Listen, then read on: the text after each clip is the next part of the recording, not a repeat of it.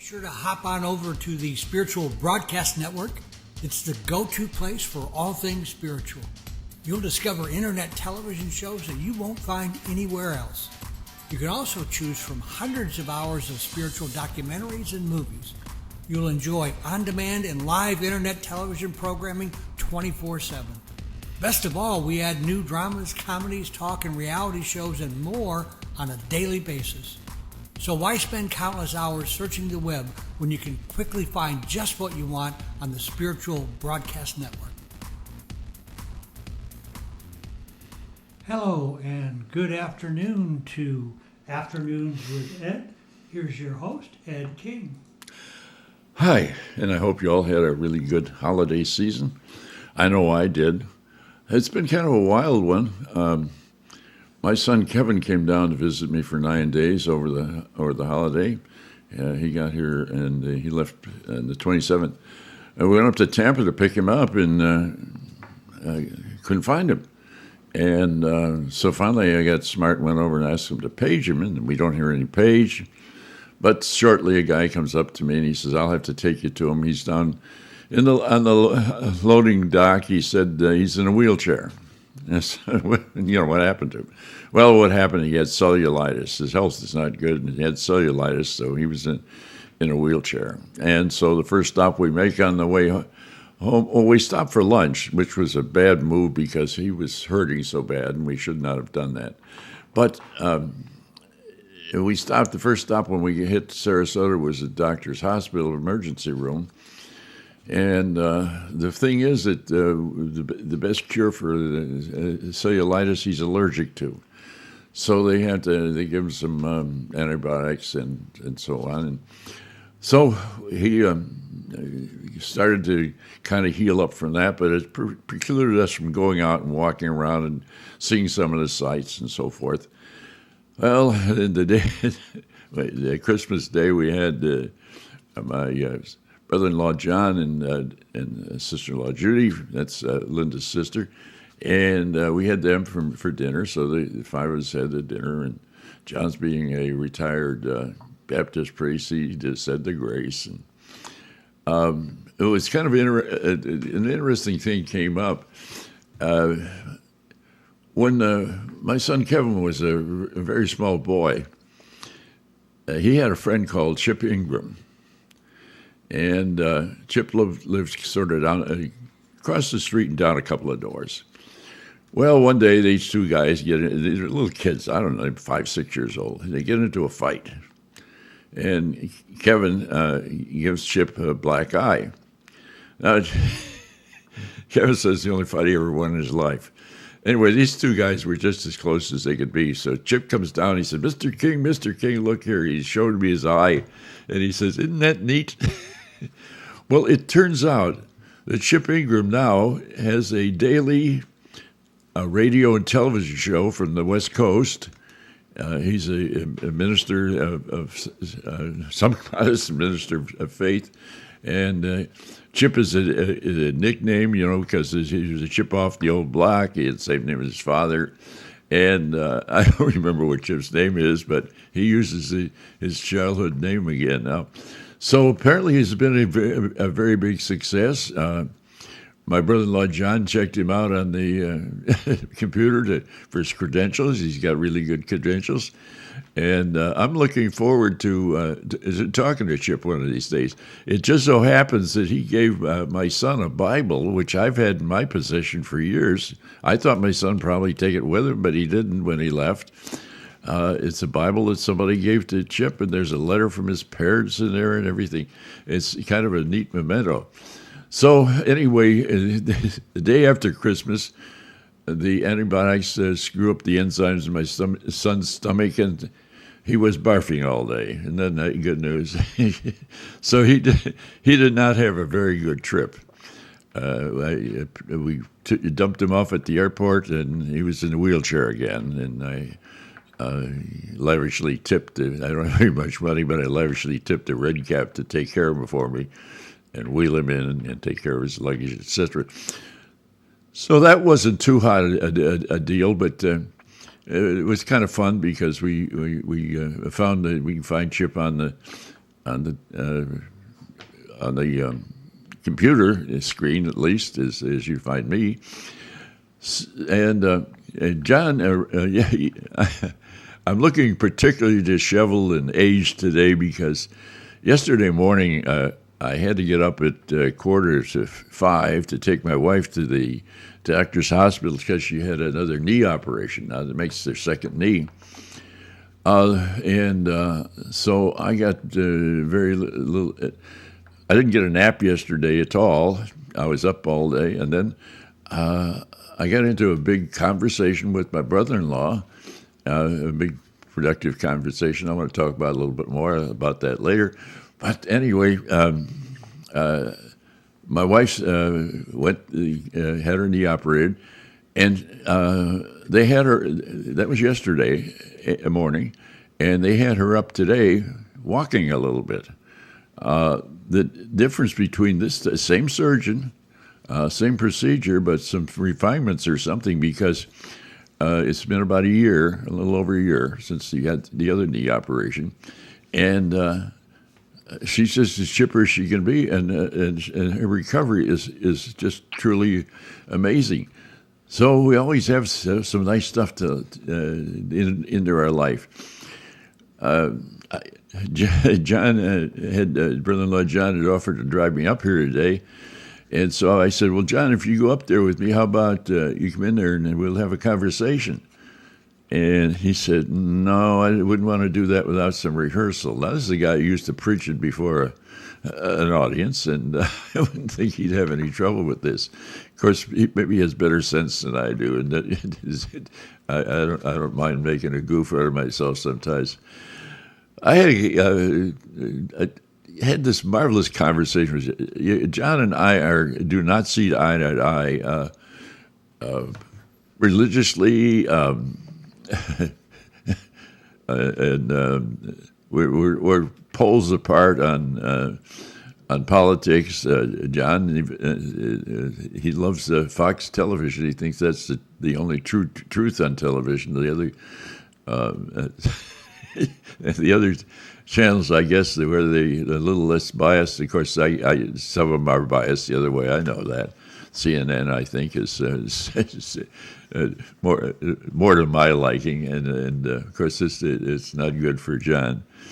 But I think it would have been a real gas if I could have had him on here and had the conversation, because I miss decent conversations like I had with my son when he was here, and John had fantastic conversation with him last afternoon, late afternoon and evening, and we just talked and talked and talked.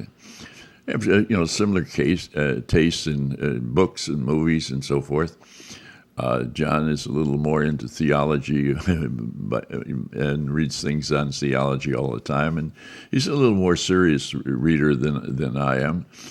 But that was one of the things that I was going to talk about today, was the fact that I am so grateful that I was introduced. I know I've talked about this before, but it's wonderful that I was introduced to books before I could read.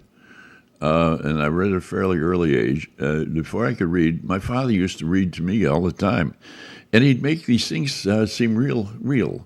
For example, he was reading to me in Gulliver's Travels, and of course the trees in Lilliput the big trees in Lilliput were about 7 feet tall, and my father pointed out to me that's just about the height of a door jamb. So I could relate to, okay, I got a reference thing there. He read me such things as Kidnapped and Robinson Crusoe, Gulliver's Travels, as I mentioned, and then on my own I got to reading Booth Tarkington's Penrod and Sam. And the very first book I ever purchased in my life, and I'd gotten some books. I always had books, maybe just a half a dozen, but I had books. And the first one I purchased in the Fisher Sisters candy store in Independence, Ohio. It was a Sherlock Holmes book. And, and recently I've been, as I'm going to mention again, recently I have been rereading some Sherlock Holmes, and it's a little disappointing because it's kind of a setup. He doesn't do a whole lot of detective stuff on the cases where he uses his deductive reasoning. He has these things where he evaluates this watch of Watson's and tells all about his brother's habits. It's sort of a setup. A little disappointing, but as we get older, we change over time and about a lot of stuff.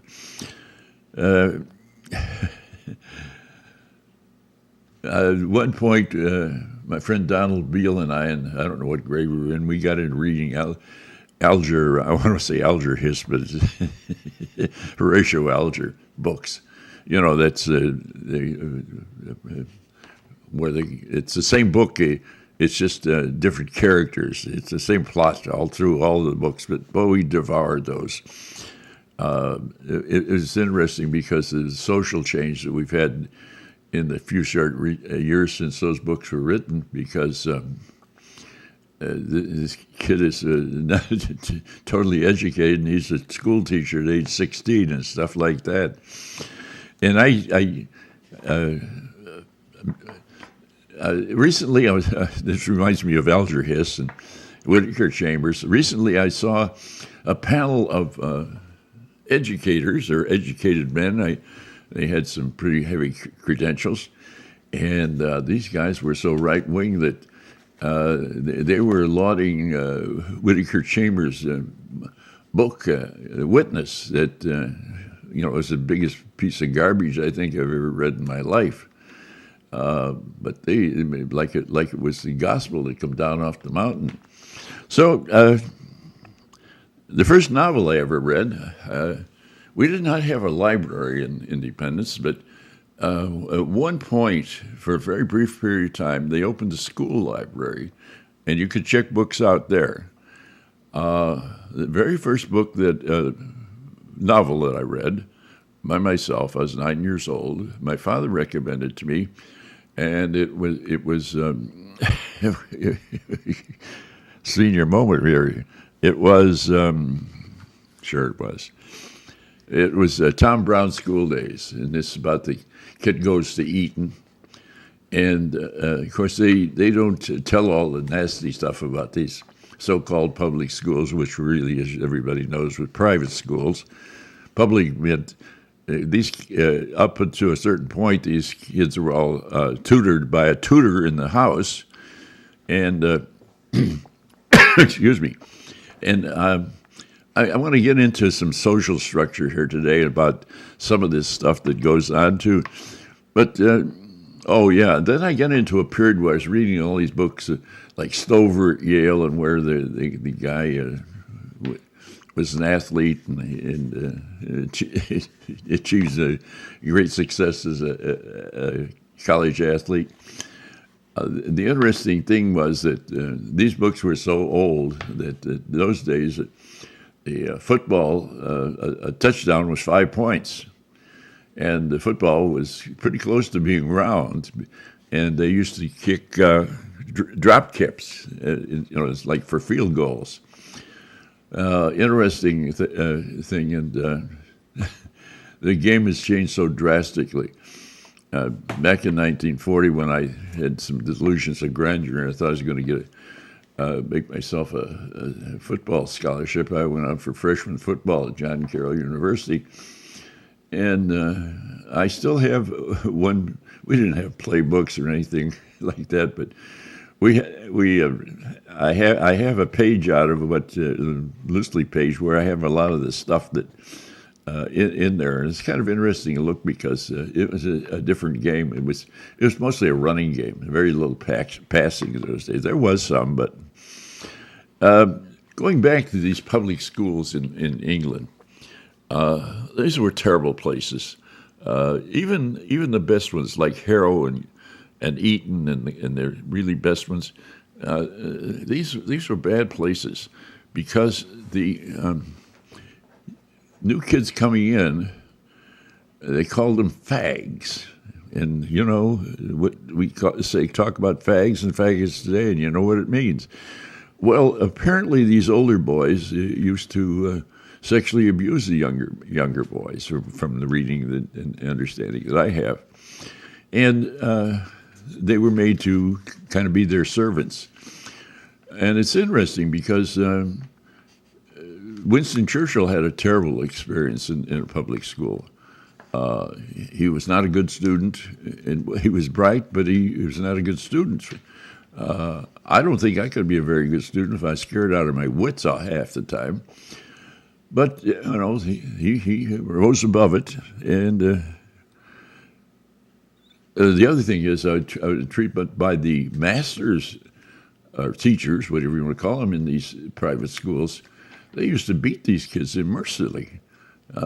There's one scene in a movie I saw, and these guys adults would line up and run at the kid with a big stick and whack him on the behind. And then the next guy would do the same thing. They take turns whacking this poor kid on the butt. Also, if you read any books about England, you'll find that there's a lot of homosexuality in the bisexualism in the culture, and I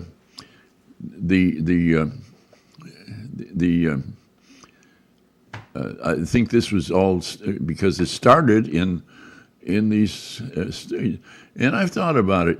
You know, a kid, when he's approaching his teenage years and his hormones are starting to work, I'm sure that if an older man had molested me, I would not have known what to do, and might even have enjoyed it. I don't know. I've thought about this for a lot of, and as you can see, I'm all over the ballpark today. But that's the way I am when I'm up, and I am up today, despite the fact I got very little sleep last night because I was dead tired, having been up so early.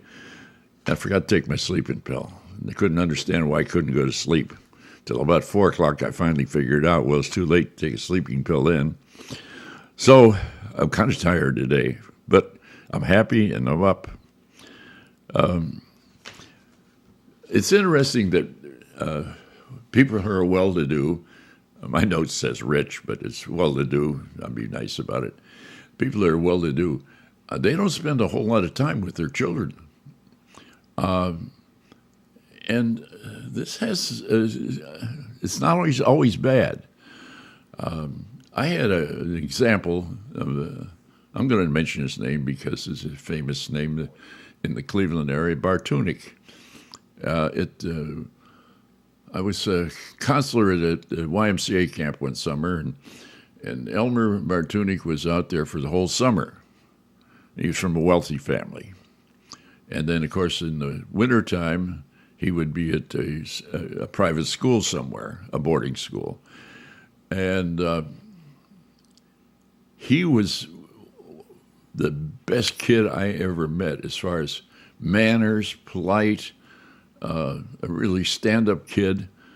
He was so well-rounded. He was just great. Had another kid that's just a whiner, and his parents were out there 3 times in 10 days, I think it was, to visit him, because and the kid, of course, he's as a result of that, he wasn't. Incidentally, at one point in my youth, I dated Elmer's cousin, Alberta. Her father was married to one of the Bartunik family's daughters, and his name was Smith. Her name Alberta Smith, and I don't know what's happened to her, but we were a big item for a while in our youth. I want to talk a little bit more also. Perhaps I should go back and talk about the conversation that some of the things that we did. On Christmas Day, years ago, I had taped, and my VCR wasn't working, but brother-in-law John is pretty handy about things. He got it wired up correctly. because Comcast had not wired it correctly. And I didn't know what to do with it, and because I'm not very savvy in that kind of thing anymore. And so we watched this version of Showboat. Now, some people are going to say, well, what the heck what's he talking about, Showboat? Well, some people have seen I think the last movie made of it was like 1964 or something. And that's the problem, because so many of the things that I talk to about people today, we got a 2-generation gap, and they don't know what I'm talking about. They talk to people about the shows that I've been in, and I've been affiliated with around 50 shows, and on an amateur basis. I never had a card. I didn't want a card, because then I would be limited to what I could do in the community theater and regional theater that I was involved in. And I talk about Picnic and Take Me Along and Pajama Game and all these things, and people don't know what I'm talking about. And it's been neat too. We watched this version. It was done. It was a live stage show, live audience, but it was filmed at the theater. And I thought it was the best cast I've ever seen. What they did in the original Showboat, instead of the little girl staying a little girl, she grows up and becomes a musical star. And so the thing takes place over a 40-year span, and people age, and they evolve into different characters. This was Oscar Hammerstein's first, and people probably say, who the heck's Oscar Hammerstein? Oscar wrote the lyrics for thing. And there's a lot of stuff about social injustice in there. The blacks have a much bigger part, and this the shows that they've put on since. There's 2 movie versions. I think there's even a silent movie version, if you can imagine such a thing. They even made a silent version of such things as The Merry Widow, which is an operetta. I can't imagine. I cannot. I don't like silent films. I mean, they're supposed to be works of art and everything, but the only one I've ever seen was, I mentioned one other time, was Jackie Coogan in Rags, and Jackie was so good that he carried the show.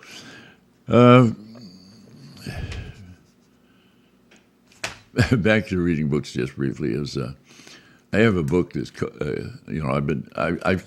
I was going to wear my T-shirt that talks about being a bibliophilic or something, phallic, because I'm nuts about books.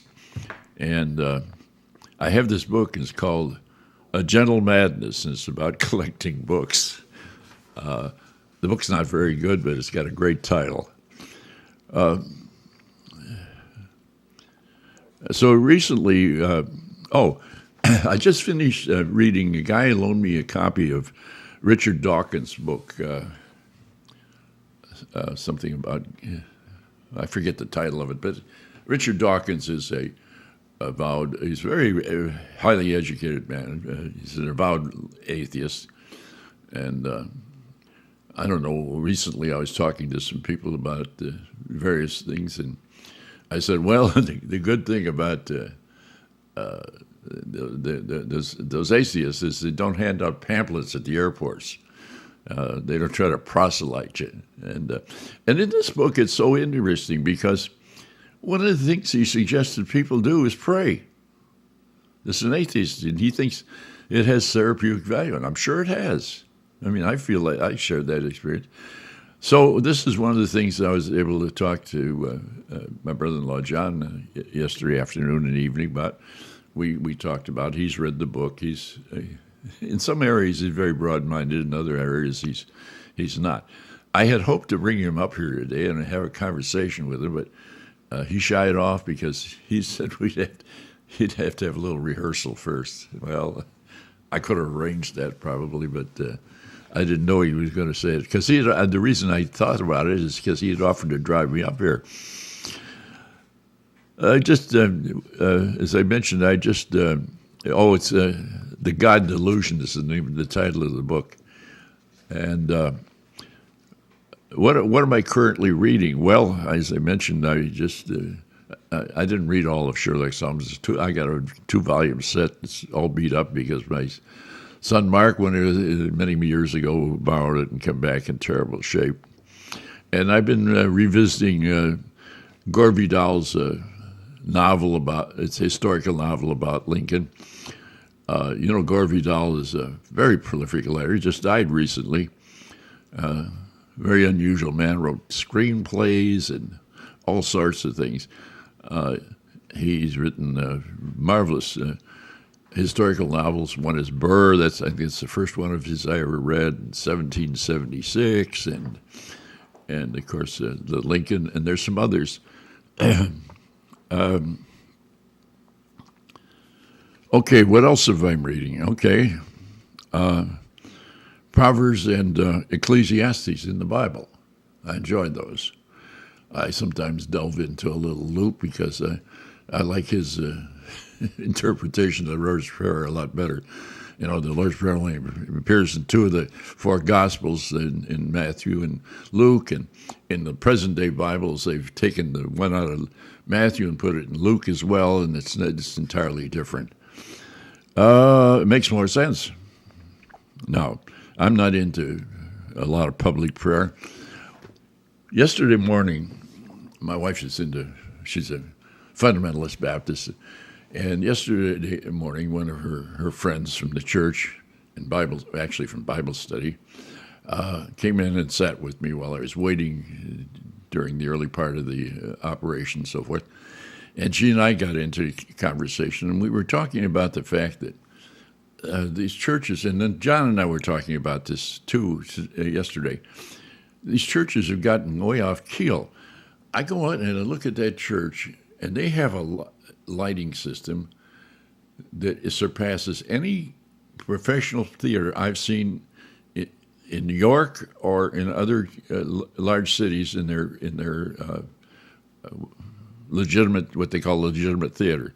They have these churches have a fantastic light and surround sound. What for? They're in a building frenzy. They keep now. They're not the only ones. During World War II, the Catholics had a lot of money poured in.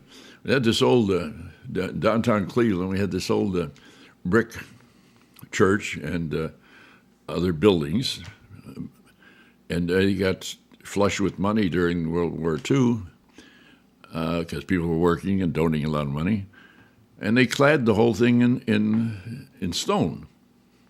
I don't know why. I liked it better in brick. I at that time was attending Catholic high school, Holy Name, and then I attended the church after I graduated from high school too, but for a while. And this had this wonderful Gothic church, Holy Name Church in Broadway in Cleveland.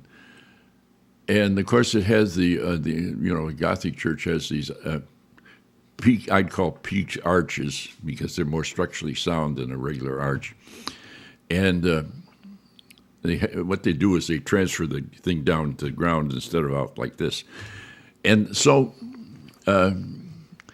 they had this wonderful old altar that matched the church, the Gothic style.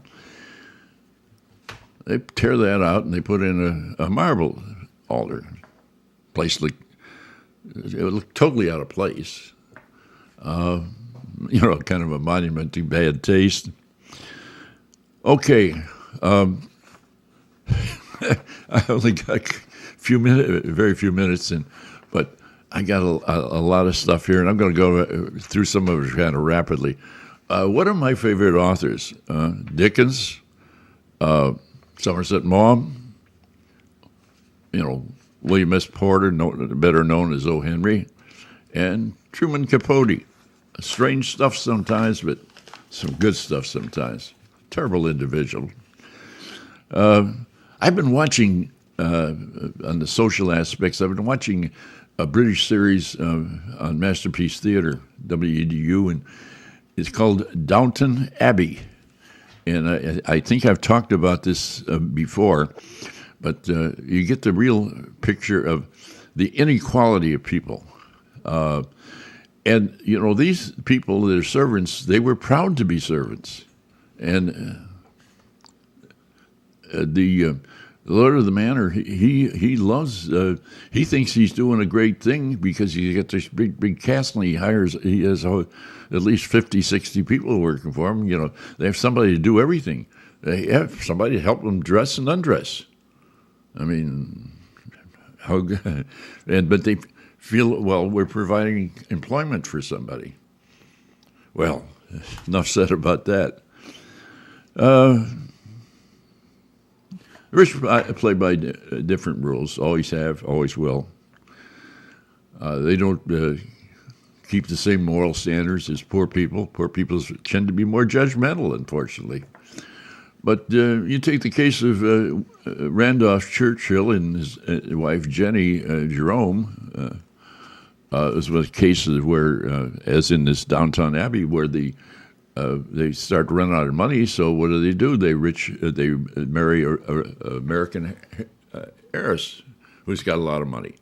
And the interesting thing, under the social structure, the minute this woman marries this guy, all of the money that she has and has coming becomes her husband's property. That's been changed recently. And the lower classes never voted because they didn't own land. I don't know how much time I got left, but a couple of minutes. We're just done there. And listen, I don't know. I have enjoyed today. And if anybody has any comments, I'd like to hear from them. You can contact through George, and I'd like to hear what you think about what I say, because I don't know what's interesting to other people and what isn't. I know that I have kind of a limited appeal to some people, I think, because some of my thoughts are about things that are in the past. And I have run over time, and I tell you, this has been a great adventure this afternoon, and I was glad to be with you, and I hope I talk to you again next Saturday, and I'm sure I will, because I think I'm in reasonably good health. Bye now. Be sure to hop on over to the Spiritual Broadcast Network. It's the go-to place for all things spiritual. You'll discover internet television shows that you won't find anywhere else. You can also choose from hundreds of hours of spiritual documentaries and movies. You'll enjoy on-demand and live internet television programming 24/7. Best of all, we add new dramas, comedies, talk, and reality shows and more on a daily basis. So why spend countless hours searching the web when you can quickly find just what you want on the Spiritual Broadcast Network?